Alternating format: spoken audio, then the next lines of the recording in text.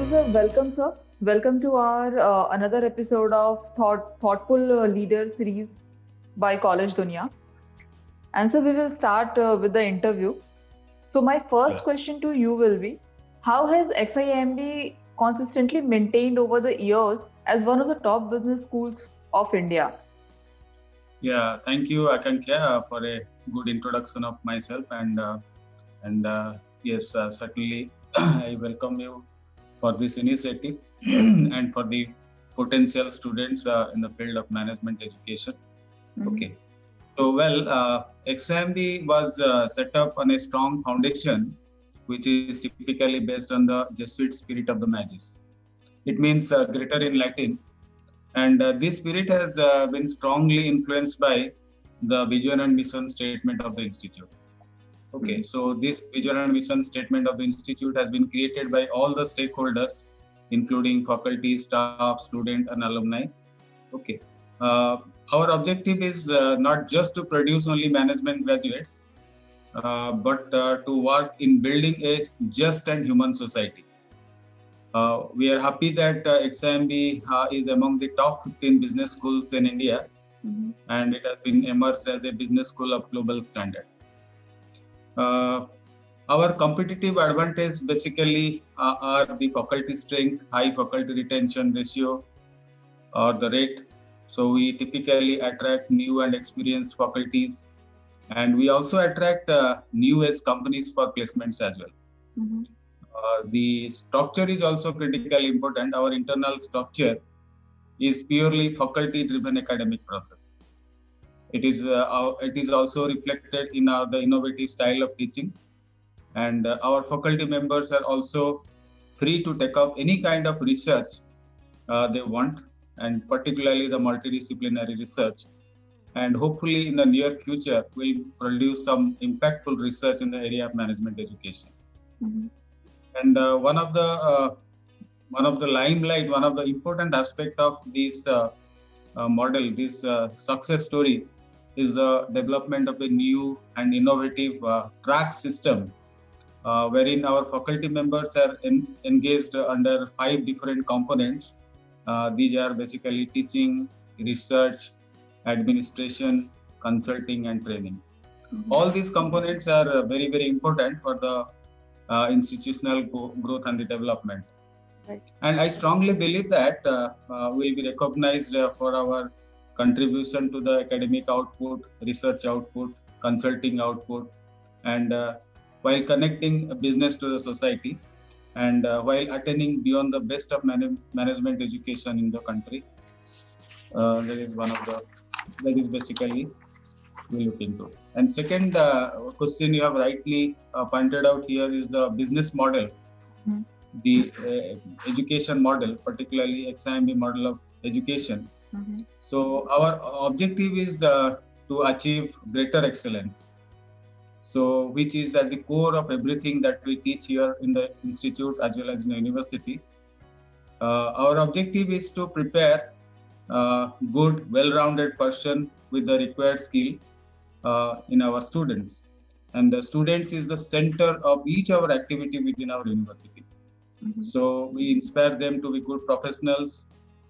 We nurture the spirit of the students, and basically their IQ level, their analytical abilities, spirit of innovation, and so many other qualities as well. We have an excellent faculty and far-reaching connected alumni database, alumni network, and our focus is on quality, not the numbers. And we have made a conscious decision to keep reviewing our changing curriculum and to stay in tune with time, particularly in tune with the industry all the time. So, bottom line is that XIMB focuses on value-based education, where academic rigor is at the center stage, and it is a faculty-driven academic system with curriculum.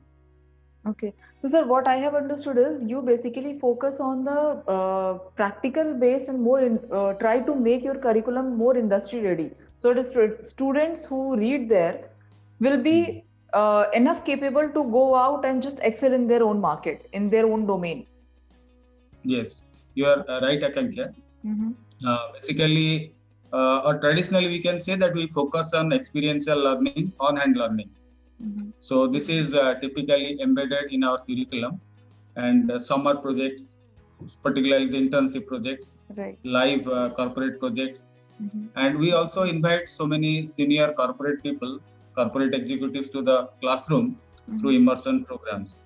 These are the few practical approaches where we have integrated our curriculum with the industry, and practical, but particularly the practical approach. That means the practical approach has been integrated with the theoretical approach to develop well-rounded person within. And this ability typically has so many implications. This ability has so many implications, and I will also talk about something like that, how this has held in developing the newest skill sets. Okay, the academic program is designed to bridge the gap between the academia and industry. So theory and practices are blended, as I have told you, and we have always responded to the emerging order of the world of business and the tech-led industrial revolution 4.0. As you know, tech-led industrial, this is industry 4.0, which has taken the center stage right now. So we are focused on data analytics, we are focused on Internet of Things, and new courses have also been introduced, such as design thinking for the managers. Okay, so there are plans also to have some blended programs with new management skill sets, and this will just suit to the disruptive market requirements and as well as the workplace requirements. Okay, and the newest tools such as the artificial intelligence, machine learning courses are also will be introduced, and which will accommodate new academic challenges or the global challenges. So basically, XIMB and the Xavier University the focus lies on the creativity, innovation, higher skill sets, okay, and to accommodate the new global and the local challenges. Got it, sir. Great to know that, sir. So, sir, now moving forward, my next question to you would be that what are the new management skills the students learn? Whether the business education needs a particular practical approach? What are your thoughts on it? Yeah, as I have suggested, the practical approach has been blended with the theoretical approach. Apart from that, also one important aspect is that we also try to develop the job creators, not the job seekers. Even though the placement scenario is very good within our institution, within the university, but still we are typically looking at the job creators. Okay. So basically, there must be an enabling ecosystem for the job creators. So whether the state or whether the country has a good economy, whether it has got a good enabling ecosystem or not. Particularly, the ecosystem of Bhubaneswar and Odisha in general has to improve to facilitate more number of startups. Whatever the skill sets what I have outlined a few minutes ago, so those things can be incorporated here. So basically, but ecosystem need to be developed at the outset. However, we at the Xavier University, we are continuously striving to nurture the spirit of entrepreneurship within the students. And we have also set up an incubator. There is an incubation center within the university, and which typically provides opportunities for the students to establish entrepreneurship and innovative ideas. They can also kickstart their own projects, own startups, and there are so many student wings of the entrepreneurship cell, such as Exceed and Excubate. Okay, so wherein they conduct a large number of workshops, seminars, and other activities. They also conduct so many activities so that they can inculcate and imbibe the entrepreneurship acumen. So that is also critically important. So we have also an entrepreneurship development program, and to summarize also, I can give you an example. So you can also look at the success stories of the Milk Mantra. You can also look at the Milk Mantra, the startup of Navajyoti Pharma Producing Unit, and this unit has been incubated within the XIMB. Okay. So the blending of the theory with practice, as well as the entrepreneurship skill with the new ways tools. So these are the practical things that they typically do. Apart from the regular co-curricular activities such as the summer internship projects, live company projects, the immersion programs, okay, within the classroom, and so it is always it is integrated with the entire curriculum. So they have developed a skill set with a lot of thoroughness, and it all depends what type of skill set they want to have, depending on their academic background, depending on their experience, depending on their futures job avenues they want to have, or the future entrepreneurship area in which they want to move. Okay. Got it, sir. So, sir, my third question to you will be, how do you select the students in XIMB? During the admissions, what are the things do you look into, look for a student? Yeah, I being the in charge of the admissions, chairperson of the admissions, I will say that it is a student recruitment, not a student selection. Basically, we look for one of the most important factor, the quest for knowledge. Whether he or she has a real interest to study or learn, what is the motive for which he or she is coming here? Okay, whether she has the passion for hard work, whether she has the fire in the belly. So then only she will continue as he or she can continue as a student within the university. So at the time of the interview, basically we look into the most important factor, that is the quest for knowledge and the passion for study and hard work. Okay, logical ability, analytical ability also we look into within a particular student. Apart from so many other factors like academic performance, work experience, communication skills, the clarity of thinking. Okay, we have also a set of questions to assess the leadership quality. We also see whether how is the leadership quality or how is the leadership acumen at the time of interview, and whether the student can be a change agent, whether he or she can be a change agent. Okay, so we have some unique methods of testing or assessing the students in the process. So these things typically look into while we select the student at the time of the interview. Apart from the normal test that is a requirement, the admission tests like CAT score, JAD score, or GMAT score, or we have our own test, XGMT, the Behavior Management Aptitude Test. Okay, and I can tell that this year the XGMT will be conducted on 31st January 2021. Okay, nice, sir. So, sir, moving forward, like I would like to know that what are the job scenarios during the economic slowdown? This pandemic has shaken all of us. So, what do you think? Other questions on like what is the scenario on summer internship and final placement? Yeah, I will tell the impact of the economic slowdown little later. First, I will tell that what we are doing through our career advisement advisory services at XIMB and the Javier University. So we have a number of programs, academic programs in the university, and it is a happy hunting ground for all of the corporate sector prospective recruiters over the years. Okay, and in 2020, for example, last year who have joined were past 2020. So the institution has achieved, XIMB in particular has received 100% placement. Okay, Great, sir. and the best known companies in India and the world at large were heading for XIMB. And the highest number of recruiters were made, I can give a statistics, was made in the consulting sector. Around 28% joined in consulting sector. 22% of our students joined the marketing sector, and 20% students joined in the system sector. 19% students joined in BFSI, and in general management, strategy and operations, around 11% students were recruited. The average salary offered by the recruiters has increased this year. And so there were also a number of pre-placement offers. So there was a phenomenal rise in the pre-placement offers this year in 2020. because and the profiles of the jobs where in which profiles they used to work. I can give you a list.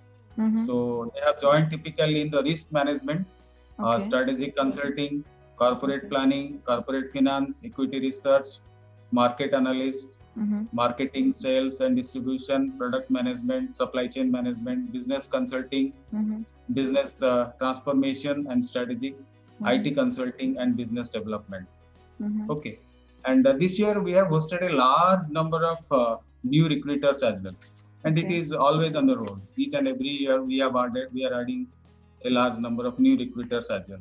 That's great. Okay. And the second part of the question what you have asked is the impact of the economic slowdown, right. Particularly job scenario is not very good. It's during this economic slowdown. But the impressive placement record has been achieved at a time when there is an economic slowdown. And which is the economic slowdown was inside the country and outside the country. And when at the same time the industries were passing through a very, very tough time. And the entry-level jobs were shrinking at the same time. So, and this shrinkage was due to automation and artificial intelligence. But however, in our case, actually, it is possible due to the focus on creativity, innovation, and higher skill sets within the students. So we got top companies from around the world at our campus, and the success stories are here. We have not faced any major challenges due to the pandemic, except a few deferrals. Some students have joined little late. There is no salary cut, nothing, but only some jobs. Some students have joined little bit late or deferred joining. Okay. The summer internship and the placement process for 2021 is in full swing. It is in full swing, and most of the students have been placed for their summer internship as well as for their jobs. Okay, they have selected for their jobs, and it is in full swing. So that is the second part of your question. So basically, what I mean to say that we have very little impact of the economic slowdown and of the pandemic on the job scenarios or on the job prospects of our students. So, sir, it is very motivating for young students or the aspiring students who were actually planning to postpone the idea of taking admission this year. It is very motivating for them to know the things you have said. Great, sir. So, sir, since we are already talking about pandemic so much, then my next question would be definitely related to that. So, what are some main changes faced by the university in post-COVID-19 situation, COVID-19 digitalized form of education? What do you think about it? Now, basically, now we are into a post-COVID situation. Basically, we are moving into the digital form of education, and now the second year students have already entered into our university. As per the government notification, we have allowed our second year students, MBA students, into the university. But there was a peak period of COVID actually, where we have resorted only to the digital form of education. And XIMB quickly and securely responded to the challenges of the pandemic. So, and we have discovered how to continue our academic governance as well as the admission process uninterrupted. And we realized that the productivity has increased manyfold in some cases. And we have quickly adopted the digital teaching, learning and governance as a part of the new age work practice. We have adopted some key practices and behaviors. So particularly the technology enabled practices at the university level. So the digital form of education typically has a tremendous potential to provide a large number of options for the XIMB students. So particularly, we can also move into the blended learning if required in future. So digital mode is also a feasible alternative for working professionals. As the future of education would be continuous and modular that we are projecting. So we plan to create some customized programs, particularly the niche and the new age programs with relevant skill sets as per the organizational needs. Great. So Great, that is sir. the way we stand as far as the digital form of education is concerned with XIMB and the Javier University. Great, sir. So, sir, till now I have understood like what are the things which XIMB does for the curriculum and the growth of students and the university itself. But Yeah. sir, if I talk about the left side of the mind, then I would like to know that what are your plans for infrastructure development or any extracurricular activities? Yeah. Basically, if you are asking about infrastructure, it is, I can say that it is best in class infrastructure. It is comparable to any universities around the globe. Okay, so basically, and we have green campuses with Wi-Fi facilities, with all the student amenities within the campus itself. Okay, so somebody can visit the campus and can see and the facilities available within the campus. But I will say the third important component that is, because the education we divide into three important components, that is the curricular, co-curricular and extracurricular. Right. So I have already mentioned about the curricular activities and the co-curricular activities. Co-curricular activities basically the connect between the academia and industry, and so how their curriculum and co-curriculum are connecting with each other or integrated with each other, that also I mentioned in my earlier points, earlier part of the interview. But now I will focus on what the students are doing as a part of the extracurricular activity to enhance their business acumen. So basically, there are student-driven extracurricular activities. Okay, so it is typically done through various committees and clubs of the institute or the university. So this inculcates the spirit of teamwork and event management, and this has given tremendous boost to their business acumen. There is a student executive council. It is the apex body which oversees all the student-driven activities and the works in tandem with all the existing committees of the institute or the university. We have several core committees. So they prove their acumen or their intelligence in Career Advisory Services Committee. It's the student committee. Then Alumni Committee. We have a Illuminatic cell, that is the media and the PR cell. We have International Relations Committee. These are the core committees these are the core committees of the institute or the university. And apart from that, there are so many functional committees. The functional committees are the Marketing Association, Finance Association, Operations Association, Consulting and Strategy Association, Systems Association.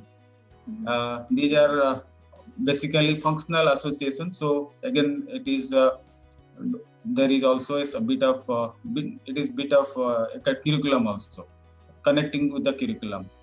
Apart from that, we have several interest committees. So apart from that, we have several interest committees. The interest committees are basically the sports committee, then quizzing committee. We have an oratory club. We have entrepreneurship cell. We have literary society or the literature society, photography committee, social responsibility cell, competitions committee, cultural committee. Basically, all these core committees, the functional committees and the interest committees are helping our students to develop themselves as the well-rounded graduates with a strong interpersonal skill and the organizational skill. So infrastructure are also available for each, and so infrastructure and these extracurricular activities are complementing with each other. So, and they are developing their organizational ability as well as the interpersonal activity. So naturally, it is developing them into well-rounded person. Okay, great to know this, sir. Sir, with this answer, I would like to ask you for your concluding remark. Like, what is your personal thought about the current market situation, about the youth, about the situation which is going on and we are living in? So I would like to ask you for your concluding remark. Yeah, basically, what I can say that Xavier brand is very well known. Mhm.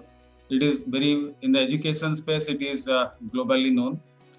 It is because of the high quality of faculty, Mhm. excellent learning experiences. Then we have globally industry aligned curriculum. We have top ranked academic programs. Then we have international collaborations. We have enriching campus experiences. We have excellent infrastructure with green campuses. And we have imparted high level of professional skills, and there is high quality of career options as well. One of the fundamental thing in XIMB and the Xavier University is the academic rigor and the quality of inputs the schools are giving. So the characteristics of XIMB basically demonstrates the competitive advantage. So, and the strength lies in the faculty-driven academic system, research-oriented teaching learning methodologies, and the environment. Strong industry connect. There is a strong student-alumni interface, and we are focused on the human dimensions in business while connecting business to the society. So that is the main reason why Xavier brand is globally known in the education space. Great, sir. Great. So it was very insightful discussion we had today, and I would like to thank you from the entire College Dunia team for your time and cooperation. Yeah. Thank you so much, Akankya.